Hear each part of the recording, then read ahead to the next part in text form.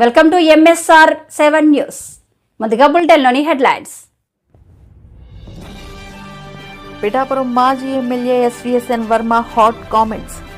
వచ్చే ఖరీఫ్ నుంచి 48 గంటల్లోనే నగదు జమ. ప్రతిపక్ష నేత రాహుల్ గాంధీ కామెంట్స్ చేసిన కేంద్ర మంత్రి బండి సంజయ్.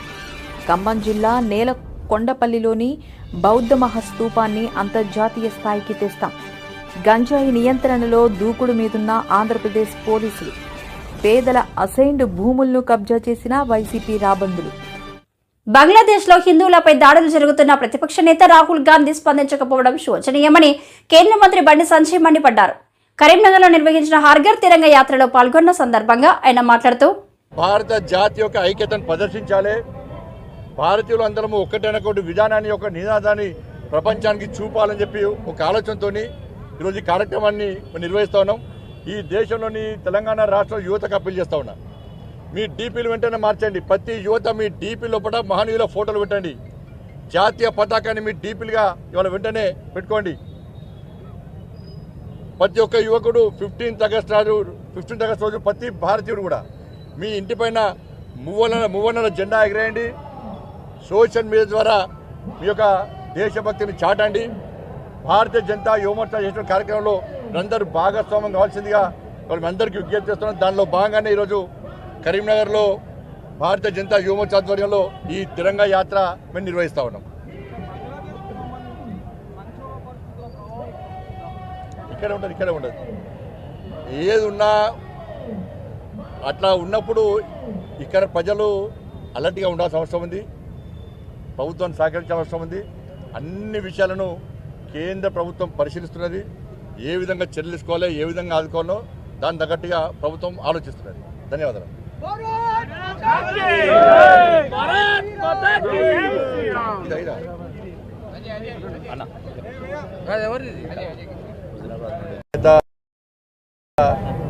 నరేంద్ర మోడీ గారి యొక్క పిలుపు మేరకు దేశవ్యాప్తంగా భారతీయ జనతా యువమోర్చా ఆధ్వర్యంలో నిన్నటి నుంచి 15వ తారీఖు వరకు కూడా హర్ఘర్ తిరంగా కార్యక్రమాన్ని ఇలా భారతీయ జనతా యువమోర్చా నిర్వహిస్తూ ఉన్నది. ప్రతి ఇంటిపైన జాతీయ జెండా ఎగిరేయడము, అదేవిధంగా సెమినార్ నిర్వహించడము, దేశం కోసం త్యాగం చేసినటువంటి ఆ మహనీయుల యొక్క విగ్రహాలను పుష్పార్చన చేయడము, శుద్ధి చేయడము, పుష్పార్చన చేయడము, ఇవన్నీ కూడా రకరకాల కార్యక్రమాలను ఇలా భారతీయ జనతా యువమోర్చా ఆధ్వర్యంలో దేశవ్యాప్తంగా నిర్వహిస్తున్నాం. ముఖ్యంగా తెలంగాణ రాష్ట్రంలో ఇలా భారతీయ జనతా యువమోర్చా ఆధ్వర్యంలో అన్ని జిల్లాల్లో కూడా అన్ని పార్లమెంట్ నియోజకవర్గాల్లో బ్రహ్మాండంగా ఇవాళ ఈ హర్ఘర్ తిరంగా కార్యక్రమం నిర్వహిస్తూ ఉన్నాం. అందుకే ఇలా మన ఆత్మ గౌరవ ప్రతీక మన మువ్వన్నర జెండా. కాబట్టి దీన్ని ప్రతి ఇంటి మీద ఎగిరేయాల్సిన బాధ్యత ప్రతి భారతీయుడి మీద ఉంది. వాళ్ళ మహనీయుల త్యాగాలను స్మరించుకోవాల్సిన అవసరం ఉంది. వాళ్ళ త్యాగాలను తెరమరుగు కాకుండా చూడాల్సిన బాధ్యత ఉంది. పిఠాపురం మాజీ MLA SVSN Varma hot comment చేశారు. నేను చంద్రబాబుకు సైనికుడు లాంటి వ్యక్తిని. నేను పిఠాపురం లోకల్. ప్రతిపక్షంలో ఉన్న, రూలింగ్ లో ఉన్న, నిరంతర ప్రజల్లో ఉంటూ వారి కష్ట నష్టాలు తెలుసుకొని తోడుగా ఉండే వ్యక్తిని నేను అని అన్నారు. నేను చంద్రబాబు నాయుడు గారికి బోర్డర్లో సైనికులు లాంటి వ్యక్తిని. నేను స్థానికుడిని, పిఠాపురంలోనే పుట్టి పెరిగిన వాడిని, నిరంతరం ప్రజల్లో ఉండేవాడిని. నా హవా ఎవడో వచ్చి తగ్గించానంటే తగ్గి హవా కాదు. నేను ప్రతిపక్షంలో ఉన్నా, రూలింగ్లో ఉన్నా, ఎక్కడ ఉన్నా ప్రజల్లో ఉంటా, ప్రజల కష్టాల్లో ఉంటా. అంచేత అటువంటి పట్టించుకోవాల్సిన అవసరం నాకు లేదు. గోదావరి ఎక్స్ప్రెస్ వైజాగ్లో బయలుదేరితే ఎక్కువడు ఎక్కుతుంటాడు, దిగువాడు దిగుతుంటాడు. ఎక్కిదప్పుడమ్మా హౌసింగ్ పట్టాలు అమ్ముకున్న డబ్బులు ఉంటే ఆ భోగిలు ఎక్కించుకుంటాడు. మళ్ళీ ఇంకో చాట ఎక్కిదప్పుడమ్మా మట్టి మాఫియా డబ్బులుంటే ఆ సంచులు భోగిలు వేసుకుంటారు. అతని గురించి మనం ఏం చెప్పుకున్నా ఎన్నో రకాల భోగిలు కాంగ్రెస్ పోగే, బీజేపీ పోగే, తెలుగుదేశం పోగే, ఆ పోగే, ఈ పోగే. దాని గురించి అంత పట్టించుకోవాల్సిన అవసరం లేదు. అతని టెక్నాలజీ కూడా ఎవరికీ అవసరం లేదు. వచ్చే ఖరీఫ్ నుంచి 48 గంటల్లోనే నగదు జమ. మంత్రి నాదెండ్ల మనోహర్ వ్యవసాయాన్ని కాపాడుకోవాల్సిన బాధ్యత అందరిపైన ఉందని ఏపీ పౌర సరఫరాల శాఖ మంత్రి నాదెండ్ల మనోహర్ అన్నారు. ఏలూరులో రైతులకు ధాన్యం బకాయిలు చెక్కులు పంపిణీ కార్యక్రమంలో ఆయన మాట్లాడారు.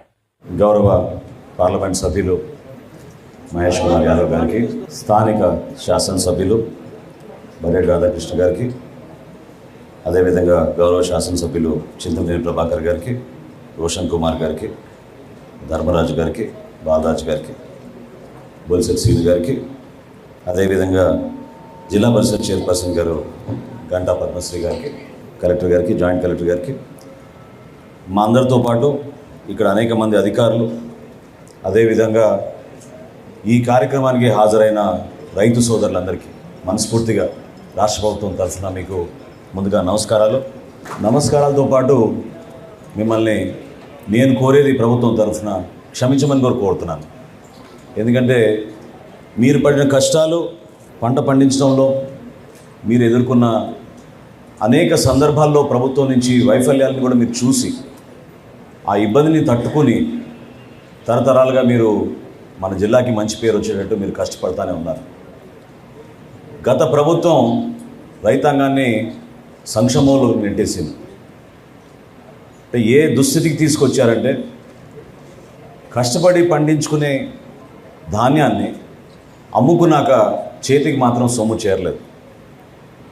ప్రభుత్వం పైన ఒక భరోసాతో, ఒక నమ్మకంతో ప్రభుత్వం అనేక నిబంధనల్ని పాటించమని మీకు చెప్పినప్పుడు మీరు ఎక్కడ కూడా దాన్ని పొరపాటు చేయకుండా ప్రభుత్వ నిబంధనల మేరకే మీరు కష్టపడి పండించిన ధాన్యాన్ని తీసుకెళ్ళి కొనుగోలు చేస్తుంటే అక్కడ కూడా అనేక సందర్భాల్లో మీరే చూశారు, మేము చూసాం ఏ విధంగా అక్రమాలు జరిగిపోయినాయి.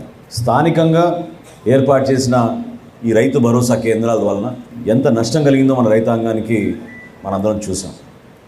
గతంలో కూడా అకాల వర్షాల వలన తడిచిపోయిన ధాన్యాన్ని కొనుగోలు చేయమని ఆ రోజున పవన్ కళ్యాణ్ గారు, చంద్రబాబు నాయుడు గారు ఈ ప్రాంతాల్లో పర్యటించినప్పుడు నిజంగానే ఇందాక బొలిశెట్టి శ్రీను గారు చెప్పినట్టు రైతులను ఎంత ఇబ్బంది పెట్టారో మేము కళ్ళారా చూసాం.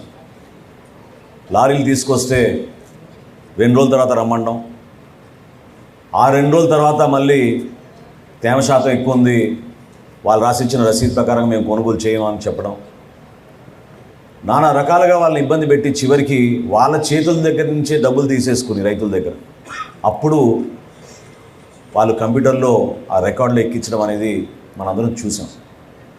ఈ వాస్తవాల గురించి మీ అందరిలో కూడా ఉన్న ఆవేదనే ప్రభుత్వంలో మేము ఏర్పాటు చేసిన తర్వాత మొట్టమొదటి రోజు అధికారులతో నేను సమీక్షించినప్పుడు నాకే ఒక విధంగా భయం వేసింది.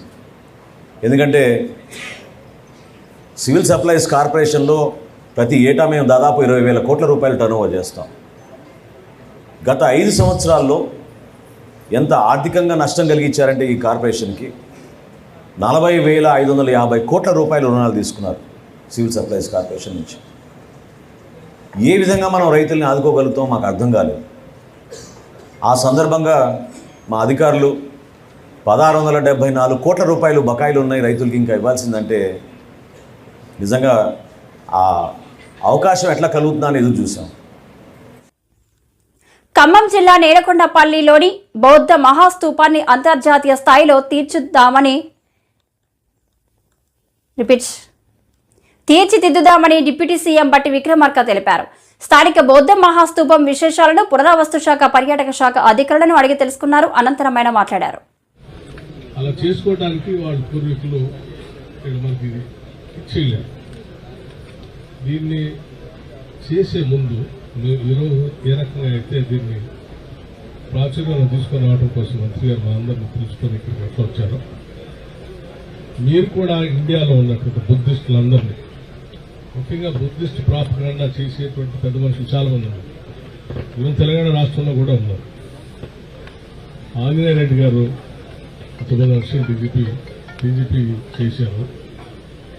ప్రముఖ బుద్ధిస్ట్ ఆయన బుద్ధిజాన్ని బాగా ప్రాక్టీస్ చేయడమే కాకుండా ప్రాపగండా కూడా చేస్తూ ఉన్నారు. ఆ తర్వాత టూరిజం కార్పొరేషన్ చైర్మన్గా కూడా పనిచేశారు. ఇప్పుడు ఉన్నటువంటి అన్ని టూరిస్ట్ గెస్ట్ హౌస్ వాళ్ళే ఆయన డిజైన్ చేసి కట్టించారు. అటువంటి వారిని ఇన్వాల్వ్ చేసుకొని వారికి చెప్పి బుద్ధిస్టులుగా ఉన్నటువంటి వాళ్ళు ఎంతమంది ఉన్నారో వాళ్ళందరినీ ఒక మంచి రోజు మీ బుద్ధిజానికి సంబంధించినటువంటి ఒక మంచి రోజు ఏదైనా డిసైడ్ చేసుకుని ఆ రోజు ఇక్కడ ఒక చిన్న కార్యక్రమం పెట్టి వాళ్ళందరినీ ఇక్కడికి ఇన్వైట్ చేసే కార్యక్రమం చేయండి. ఒక ఫెస్టివల్ లాగా తక్కువ ఖర్చుతో ఎక్కువ పబ్లిసిటీ వస్తుంది. వాళ్ళందరూ ఇక్కడికి వస్తే వాళ్ళే ప్రపంచవ్యాప్తంగా ఉన్నటువంటి బుద్ధిస్ట్ సంఘాలందరికీ కమ్యూనికేట్ చేసుకుని వాళ్ళందరూ ఇక్కడికి ఇన్వైట్ చేసుకోవడానికి వాళ్ళు యాక్టివిటీ మొదలుపెడతారు. వాళ్ళు ఇక్కడికి వచ్చిన తర్వాత వాళ్ళు మనకు చెప్పే సూచనలు ఏమైనా ఉంటే అవన్నీ తీసుకొని ఆ డెస్టినేషన్ ఎంతో చూస్తారు. గౌరవ మంత్రి గారి దృష్టి తీసుకొని వస్తే వారు ప్రపోజల్స్ అన్ని తయారు చేసి ప్రభుత్వానికి పెడతారు. డెఫినెట్గా ఈ ప్రభుత్వం టూరిజాన్ని బాగా అభివృద్ధి చేయాలని ఆలోచిస్తున్నాను కాబట్టి మీకు ఫండ్స్ కన్స్టెన్స్ ఏముండదు.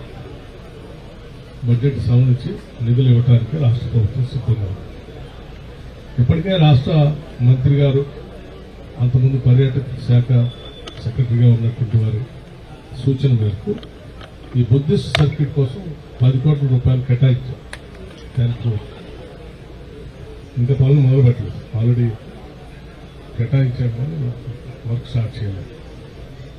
అది ఎక్కడైనా మీకు ప్రాసెస్లో ఇంకెక్కడైనా డిలే ఉంటే ఒకసారి నా దగ్గరికి వస్తే వాళ్ళు కన్సర్న్ వాళ్ళతో మాట్లాడి ఇమీడియట్గా నాకు రిలీజ్ చేసి పని చేయించుకోవడానికి ఆ ఫండ్స్ కూడా ప్రాబ్లం ఏం లేదు. సో మీరు ఇది కూడా ఉన్నట్టు సర్క్యూట్ ఇది కూడా కనిగిరి ఉంది, ఇది ఉంది, ఇట్లా అన్నీ ఉంది. సో ఆర్కియలాజికల్ సైట్గా ఇప్పుడు మనం ఎంపీ గారు చెప్పారు దానిపైన కట్టామనుకోండి, దీన్ని డిస్టర్బ్ చేసి దాని వ్యాలిడిటీ పోతుంది. ఆర్కియలాజికల్ సైట్ వాల్యూ పోతుంది. వాల్యూ అయిన తర్వాత ఎవరు రారు. సో ఉన్నదాన్ని ప్రిజర్వ్ చేయటం, ఇంకా ఎరోజన్ కాకుండా చూడటం.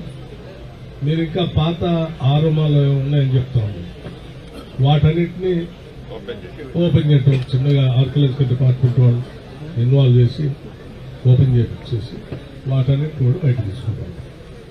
వచ్చిన బుద్ధిస్టులు అందరూ ఇక్కడ ఉండటానికి కావాల్సిన వసతులు చూసుకోవటం, వాళ్ళ ప్రొటెక్షన్ ఉన్నట్టుగా సేఫ్టీ మెజర్స్ ఇక్కడ ఏముందో అవి చూసుకోవటం. ఇక్కడ రావడానికి కావాల్సిన రోడ్డు వ్యవస్థ సరిగా ఉందని చూసుకొని ఆ రోడ్డు వ్యవస్థ సరిగా లేకపోతే వెంటనే దీనికి 1/2 కిలోమీటర్ 1 కిలోమీటర్ అని చెప్తున్నారు. ఎంత కలెక్టివ్ సర్వీస్ రోడ్ నుంచి సైన్ పెట్టి డైవర్షన్ అది ప్రాబ్లం లేదు కాబట్టి అది ఇష్యూ అవుతాం. వాట్ టూరిజం వారు ఆర్కియాలజీ గారు ఇద్దరు కాంబినేషన్లో ఒక రోడ్ మ్యాప్ తయారు చేసి detail project at the earliest work start చేస్తే మేము వచ్చింది ఎంతమంది వచ్చిందంటే అర్థమవుతుంది. లేకపోతే గో వేస్ట్. ఇంకో సజెషన్ ఏంటంటే వీటితో పాటు ఇంటర్నేషనల్గా వచ్చిన బుద్ధిస్ట్ టూరిస్టులు దీని ఒక్కదానే చూసిపోవటానికి రాదు. వాళ్ళ సర్క్యూట్ రాదు. 7వ రోజు అక్కడ 2 రోజులు అక్కడ 2 రోజులు. సో ఈ సర్క్యూట్ సంబంధించి అన్నింటినీ ఒకటేసారి ప్లాన్ చేసి ఈ బుద్ధిస్ట్ యాక్టివిస్టులు అందరినీ ఇన్వాల్వ్ చేయండి. వాళ్ళతో ఫెస్టివల్ పెట్టండి. దాంతో మనం అనుకున్న లక్ష్యాలు చేయాలి. కొత్త యాడ్ చేయొద్దు, వాటిని రెస్టోర్ చేయండి, పాత ఏమైనా తవ్వండి, బయటకు చేయండి. వీటన్నిటికీ ఒక మంచి ఇప్పుడు వచ్చినప్పుడు శ్రీనివాస్ రెడ్డి గారు ఆగి వద్దు ఆయన చెప్పారు.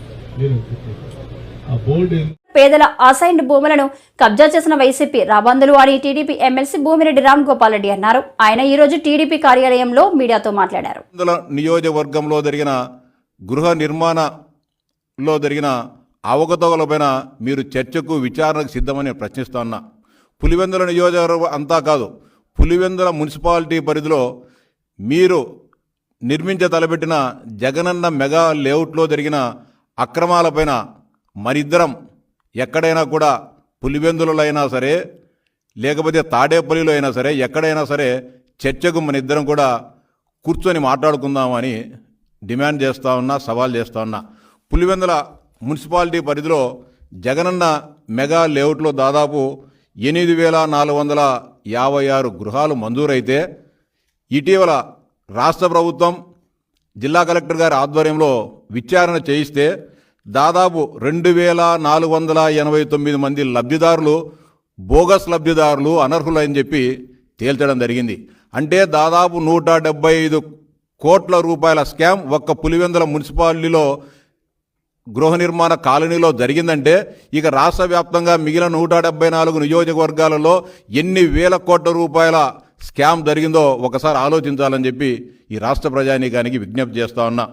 పులివెందుల మున్సిపాలిటీలో 8,468 ఇళ్ళు మంజూరైతే వీరందరికీ కూడా దాదాపు ఏపీఐసికి చెందిన 250 ఎకరాల స్థలాన్ని తీసుకొని ఒక్కొక్క లబ్ధిదారునికి 1.5 సెంటు స్థలాన్ని ఇచ్చి రాష్ట్ర ప్రభుత్వమే కాంట్రాక్టర్లకు అప్పగించి గృహ నిర్మాణాలను నిర్మించేదానికి చేపట్టడం జరిగింది. దీనిలో జగనన్న మెగా లేఅవుట్లో 7,075 ఇళ్ళు మంజూరు చేస్తే దానిలో 1,675 మంది అనర్హులని తేలడం జరిగింది. అంటే దాదాపు 23.67% మంది లబ్ధిదారులు బోగస్ లబ్ధిదారులు వైకాపా నాయకులకు సంబంధించిన బినామీల పేర్లు పెట్టుకొని దొంగ పేర్లు పెట్టుకొని కోట్లాది రూపాయలు కాజేసిన సంగతి నిజం కాదా జగన్మోహన్ రెడ్డిని ప్రశ్నిస్తా ఉన్నా. అంతేకాకుండా సొంత స్థలాలు ఉన్నాయని చెప్పి గృహాలు మంజూరు చేసుకునేదానికి దరఖాస్తు పెట్టుకున్న వారు 1,318 మంది ఉంటే వారిలో గతంలో ఇల్లు ఉన్నవారు పెద్ద పెద్ద భవంతులు ఉన్నవారు కోటీశ్వర్లు దాదాపు 732 మంది దొంగ లబ్ధిదారు అని చెప్పి తేలిన విషయం వాస్తవం కాదా? అంటే దాదాపు 55.5% మంది తమకు ఇల్లు ఉన్నా తమకు సొంత స్థలాలున్నా తమకు పెద్ద పెద్ద భవంతులున్నా దొంగ పేర్లు పెట్టుకొని ప్రభుత్వ డబ్బును కాజేసేదానికి మీ కార్యకర్తలు ఇళ్లను మంజూరు చేసుకున్న విషయం వాస్తవమా కాదా జగన్మోహన్ రెడ్డిని ప్రశ్నిస్తా ఉన్నా. అంతేకాకుండా రాజీవ్ గాంధీ కాలనీలో 75 ఇళ్లను మంజూరు చేశారు. దానిలో 17 మంది బోగస్ లబ్ధిదారులని తేలిన విషయం వాస్తవమా కాదా జగన్మోహన్ రెడ్డి ప్రశ్నిస్తున్నా. అంటే దాదాపు అక్కడ 22.6% బోగస్ లబ్ధిదారులుగా తేలడం జరిగింది. అంతేకాకుండా గతంలో ఇండ్లు మంజూరై ఇండ్లు కట్టుకున్నా మళ్ళీ రెండోసారి ఇళ్లను మంజూరు చేసి దాంట్లో దాదాపు 65 మంది బోగస్ లబ్ధిదారులు తేలిన విషయం వాస్తవమా కాదా జగన్మోహన్ రెడ్డి అడుగుతా ఉన్నా. దాదాపు 8,468 ఇళ్లలో 2,489 మంది లబ్ధిదారులు బోగస్గా తేలడం జరిగింది. ఇవన్నీ మాట్లాడకుండా మీ నియోజకవర్గంలో మీరు ముఖ్యమంత్రిగా ఉన్నప్పుడు జరిగిన ఒక్క లేఅవుట్లోనే దాదాపు 175 కోట్ల రూపాయలు స్కామ్ జరిగింది. దీనిపైన మీరు కూడా ప్రస్తుతం ముఖ్యమంత్రిగా లేరు, ప్రతిపక్ష నాయకునిగా లేరు, ఎలాంటి పని లేదు. మీరు అక్కడే ఉంటారు, నేను అక్కడే ఉంటా.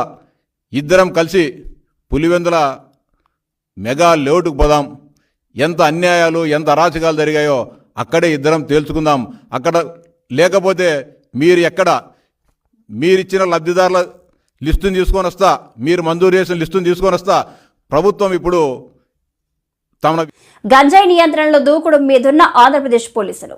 మంగళగిరి వద్ద అక్రమంగా గంజాయి తరలిస్తున్న 5 వ్యక్తులని అరెస్ట్ చేసిన పోలీసులు 230 కిలోల గంజాయి, 2 కార్లు, 6 సెల్ ఫోన్లు, 30,000 నగదు సీజ్ చేసిన పోలీసులు. మొత్తం గంజాయి విలువ దాదాపు 30 లక్షల వరకు ఉంటుందని పోలీసుల అంచనా. సతీష్ కుమార్ ఐపీఎస్ గారు, అలాగే మాకు ఈ యొక్క టీమ్స్ అన్నిటికీ కూడా ఇన్ఛార్జ్ అయినటువంటి ఈ టీం ఇన్ఛార్జ్ అయినటువంటి మహేష్ రాజు గారు ఐపీఎస్, వీరి ఆదేశాల మేరకు మా యొక్క గుంటూరు జిల్లా సబ్ టీమ్స్, అలాగే మంగళగిరి ఎస్సీబీ సిఐ గారు, వీళ్ళకి తోడుగా ఎస్టీఎఫ్ టీమ్స్ అన్నీ కూడా కలిసి ఈ యొక్క డ్రగ్స్ని నిరోధించేటువంటి క్రమంలో నిన్న కాజా చెక్ పోస్ట్ దగ్గర చెక్ చేయడం జరిగింది. ఇందులో భాగంగా మరి వీళ్ళ యొక్క తనిఖీలు చేస్తుండగా ఒక స్కార్పియో కారు ఒకటి, అలాగే స్విఫ్ట్ డిజైర్ కారు ఒకటి అనుమానాస్పదంగా రావడంతో వాళ్ళని చెక్ చేసి వాళ్ళని అదుపులో తీసుకుని లోపల తనిఖీ చేయగా సుమారుగా 230 కేజీల గంజాయి ప్యాకెట్ల రూపంలో ఉంది. అలాగే దాంట్లో 5 వ్యక్తులు కూడాను 2 కార్లలో ఉన్నారు. వాళ్ళని అదుపులోకి తీసుకొని జరిగిన విషయాలని కూడా తెలుసుకుంటే వీళ్ళు మనకి కాకినాడ జిల్లా పాయకరావుపేట అంటే మనకి తుని నియర్ బై తుని దగ్గరలో నుంచి వాళ్ళు పర్చేజ్ చేసి తీసుకొని తమిళనాడు రాష్ట్రానికి వెళ్తున్నట్టుగా మనకి సమాచారం వచ్చింది. దాని మీద వాళ్ళందరినీ కూడా అదుపులోకి తీసుకొని ఆ వెహికల్స్ అన్నింటినీ కూడా సీజ్ చేసి ఆ మాల్ ఏదైతే 230 కేజీల గాంజా ఉందో దాన్ని కూడా సీజ్ చేసి వారి దగ్గర మరి 34,000 రూపాయల 530 రూపాయలు 34,530 రూపాయల క్యాష్ కూడా ఉంది. దాంతోపాటు ఈ 6 సెల్ ఫోన్లు కూడా సీజ్ చేయడం జరిగింది. ఇవన్నీ కూడా వీళ్ళ ముద్దాయిలను అక్కడ పరిశీలించిన మీద వాళ్ళని అడిగితే మొదటి ముద్దాయి అమీర్ అని, అలాగే 2 కాళాయ్ ముదన్ అని, 3 షేక్ అబ్దుల్లా ఫారూక్, 4 కార్తికేయన్, 5 మల్లికార్జున్ ఇలా 5 కూడాను మరి తక్కువగా ఇక్కడ గంజాయిని కొని అధికంగా అక్కడ అమ్ముకోవడానికి గాను వాళ్ళు ఇదే మొదలుపెట్టారు. ఇంకా ఇంట్రాగేషన్ చేసి వాళ్ళ యొక్క పూర్వపరాలను కూడా తెలుసుకొని ఇంకా ముందు వీళ్ళు ఏమైతే ఇంతకుముందు ఏమైనా చేసి ఉన్నారో వాటి మీదను, అలాగే వీళ్ళకి ఎలా వచ్చింది, అలాగే దీన్ని ఎలా డిస్పోజ్ చేస్తున్నారు అనే దాని మీద కూడాను దర్యాప్తు కొనసాగుతూ ఉంది. మరి ఏదైతే ఇప్పుడు ఈ జిల్లాలో అక్రమంగా ఏదైతే నార్కాటిక్ డ్రగ్స్ ఉన్నాయో వాటన్నిటి మీద మరి ఆల్మోస్ట్ ఉక్కుపాదం మోపుతున్నట్టుగానే మన అధికారులు ఇచ్చిన ఆదేశాల మేరకు అందరం కూడా పనిచేస్తూ ఉన్నాం. మరి ఈ మధ్యనే పరిశీలన చూసినట్టయితే మా సభ నుంచి దరిదాపు ఒక 9 మంది దాకా అరెస్ట్ చేయడం, అలాగే ఇంకా కొంతమంది మీద నిఘా పెట్టడం, అలాగే కొంతమంది అప్పుడే కొత్తగా అలవాటు పడబోతున్నటువంటి స్టూడెంట్స్ ఎవరైతే కొంతమంది వచ్చారో మా దృష్టికి వాళ్ళని వాళ్ళ ఫ్యామిలీస్ని కూడా తీసుకొచ్చి వారి కౌన్సిలింగ్ చేయడం కూడా జరిగింది.